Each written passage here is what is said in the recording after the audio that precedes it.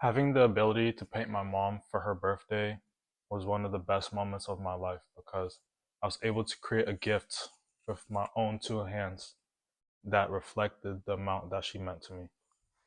And for reference, this is the photo that I made of her. But the only reason why I was even able to make this was a mixture of mindset and also practice. Forget what everybody says that art is only talent and that you cannot practice and get better at making art. You are able to practice your art and get better at it. And just for reference, let me show you some of my earliest drawings that I made. And this is from 2 years ago. This is from 2 years ago, right here. If you can see that in the camera. And just to flip the sketchbook page, this is from 2 years ago. And for me to be able to get to that, I learned some skills over those 2 years that I'm about to break down and put it all into this one video right here. Now, I went to college and I'm still in college right now, but my first year I took an art class. That class was thousands of dollars, but I'm gonna make it for you right here for free. So if you are an artist or you're looking into getting into art, I'm gonna teach you right now how you can actually get good at painting people and acquire these skills that I got myself. So first things first, you want to choose the medium that you want to use, all right? And you might be wondering, what is a medium? A medium is what you use to paint. So this is the difference between acrylic paints, watercolor paints, and oil paints. If I was starting off, I would definitely recommend for you to get into oil paints because those are the ones that give you the best looking and the best, the longest lasting colors out of all of the other paints. Acrylic is still cool and it still might pop out, but oil paints are the ones that the professionals use, and I would definitely recommend it if you want to create artwork that looks really realistic and looks really good. That is the one that I use with all of my paintings that I make, and I've practiced it. So once you choose your medium, you want to get some materials along with it. And the materials that you want to get, I have them over here. You want to buy a palette knife, and you can find these at any local art store. You can find it even at Walmart. It's everywhere. Buy a palette knife. Okay, this will be in the art section. And what this will help you do is it will help you mix paints together.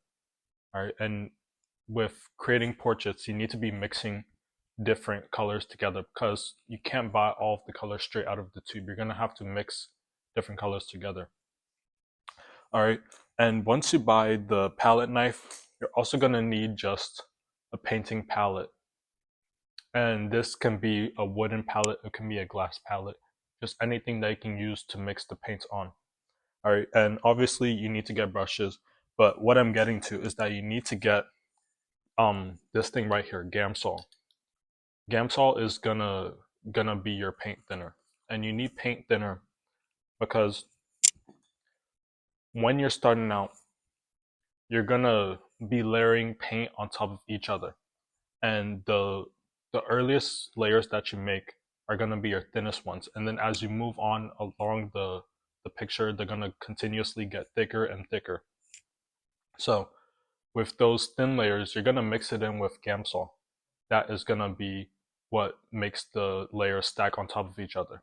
All right, and if you look very closely at the pictures that I make, you'll be able to see that the darkest layers are the ones that are at the bottom, and as I go along the picture, the lightest ones are at the top because those are the ones that you really want to come out and stand out in whenever people are looking at the photo.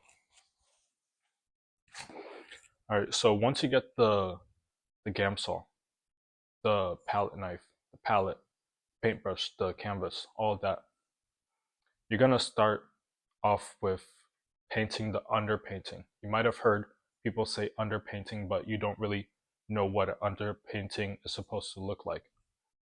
Underpainting, I'm gonna put a video of what an underpainting is supposed to look on the screen on probably this side or that side, whichever side has more space. And with the underpainting, you want to use a color right here called burnt sienna.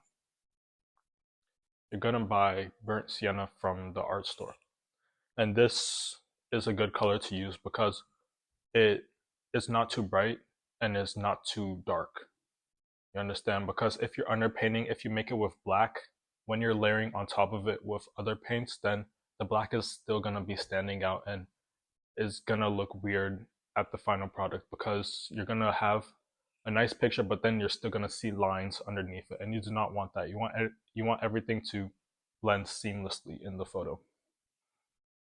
All right, so get burnt sienna, and you're gonna mix it with the this product that I showed you earlier, the Gamsol. All right, the paint thinner.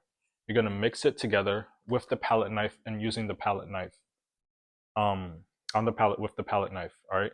So you're just gonna take a little bit of this and a little bit of the paint, you mix it together. All right, and you take your brush, and over here is where you're gonna do your rough sketch. All right, you do not want to be sketching with a pencil. It took me a lot of time to get rid of this habit. And starting off, a lot of people want to start off the sketch with a pencil and then they go in with the paint. That's fine, but you can save yourself a lot of time and a lot of mess if you just go in straight with the paint. Okay, so going straight with the paint. All right, once you mix it in with the Gamsol, go in straight with the paint and start sketching with that. It doesn't need to be a perfect sketch.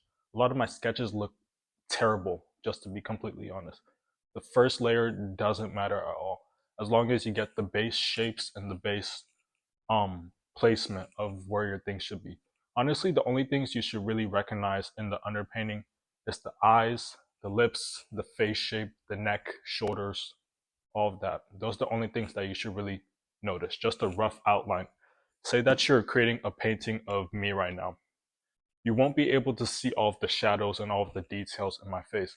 You're just gonna get a rough circle of where my head is. You might get my hairline, you might get my ears, you might get my nose, just like a squiggly line for my nose, and you get my eyes, you get my lips, you get my neck and my shoulders. You just want that. And as you continue on, then you'll start adding in more finer details. But once you get that first layer down, you shouldn't stress over it being perfect because none of my first layers are perfect. All right, I wish I had a photo of the first layer of this photo. It looks nothing like how she actually looks, and she'll actually be terrified if she looked at it. So once you get the base layer done, you're gonna start going in with your just base colors. Okay, what I mean by base colors is my shirt, you're just gonna get some black. You're gonna fill out those spaces that you created with the underpainting. Just get the black. All right, for my skin, you're gonna get some brown. The background, you might get like some different colors. All right, for my hair, you're just gonna get the black, just like circling around my head, and it's just filling out those white spaces with color. And in art class, this is something that is called blocking out. And blocking out just makes it easier on the eye to see where things are going. All right, so right now, you still shouldn't be focused on all of the finer details. It shouldn't be looking like perfect right away. It shouldn't be looking like the person that you're painting yet, but we're gonna get there. All right, so once you get that first blocked out layer, then you're gonna start going in with shadows and highlights. With the shadows, you're gonna just go in on top of that layer that you made with the lighter colors. And with the lighter colors, you're gonna mix it in with a little bit of the Gamsol as well. Just a little bit, but as you go on, you're gonna be using less and less. So you're still gonna be using a little bit of the Gamsol, but not as much as you did on the first layer. And let the first layer dry out first before you move on to the next one. You're gonna get the shadows and the highlights. Okay, so now you're gonna start off with the blacks. All right, you're gonna start moving into shadows. The shadows are a little bit blue, or they can be a little bit green, depending on how the lighting is in the photo that you're painting. Now you're gonna start going in with the places where the shadows are, such as like underneath my eyelids here. You're gonna go in with the shadows underneath my nose, under my lip right here, the shadow right here. You can go in with the shadow underneath my neck. You're gonna go in with the shadows in the background as well. And once you put in the shadows, the photo should start having a little bit more depth. Before you add in the shadows, it should be looking flat. But once you add shadows, it'll have a little bit more depth than before. Then after you put in the shadows, start going in with some of the highlights. Not completely white yet, but I'm talking about the lighter areas. So like a light brown where the light is hitting my face. All right, so this will be on top of the eyelids, it'll be on the forehead, it'll be on the cheek, underneath the chin right here, and it'll be on some parts of my shirt. So after you add in the shadows and the highlights as well, it should be having a lot more structure than before. Before you didn't have as much structure because everything is just flat. But once you have more structure, it'll be looking more like an actual person instead of just a blob. All right, so add in the shadows, add in the highlights, and you'll have some more structure in the picture. And now is the phase that you want to start focusing on like details such as the eyes. All right, if you haven't painted the eyes, then you start going in with the white of the eyes, and you start going in with I forgot what this part's called. I think it's the iris of the eye. You start going in with those, and you start going in with painting teeth if you're gonna paint teeth in the photo. All right, and you can start off with the hair now if you haven't gone in with the hair of the person that you're drawing.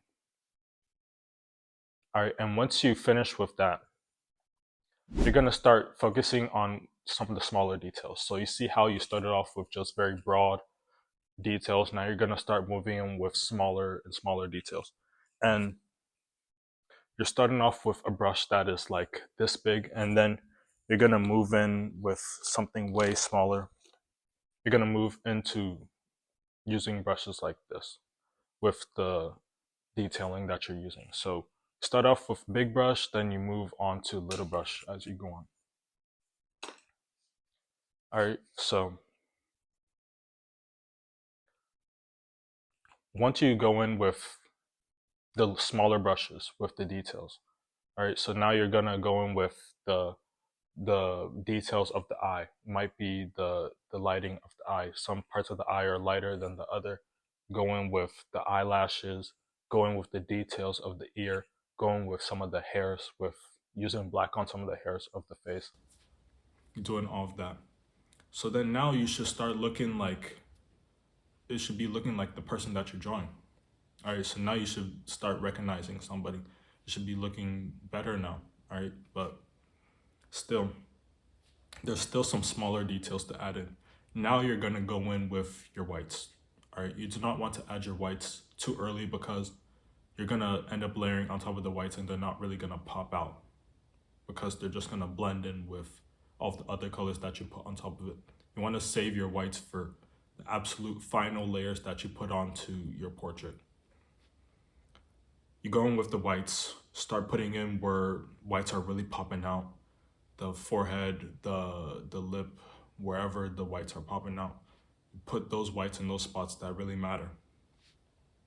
And after you do that, the face should be complete now. And you just do little touch-ups wherever they need to go.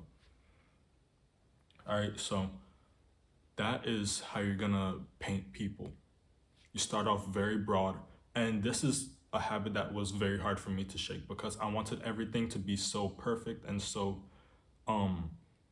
specific whenever I started out, but that was taken away from the picture because when you focus too much on one small area, you're taking focus away from the whole picture. And even though one area might be very detailed, it might be very specific, it might be perfect in your eyes, the rest of the proportions might get ruined after that because the whole picture matters. It's not just one area of the picture that matters, the whole thing matters. So just take a step back from the canvas, look at it, and it doesn't matter if it doesn't look good right now because that is the point. You need to be eventually getting smaller details, smaller details, smaller details. So when you're starting off, it's blurry, but then as you keep on going on, then it's gonna become more clear. The picture getting more defined, is looking more realistic. All right, so like I said, go in with the lighter layers first, mix it in with the Gamsol, go in with your underpainting, just getting the rough details, rough sketches of the person. As you go on, make the paint get thicker and thicker. And then for your final layers, the final whites, you're not going to use any of the Gamsol at all. You're just going to go in straight out the tube with the whites, because those are the parts that are really going to pop out. All right, so that's pretty much it. That's all you have to do, and just keep on practicing this over and over again, because the first time is going to be hard for you to just let go of everything that you've been taught since a young age. But once you start building a habit of this, you're gonna realize that you're gonna get a lot faster, and you're gonna get a lot better at painting. All right, so that is how you're able to paint people, and this is the step-by-step guide. I'm gonna create some more guides on painting people. If you would like, just let me know in the comment section what you want me to create next, and I'll make it for you. All right, I want to thank you all for watching, and I'll see you all in the next video.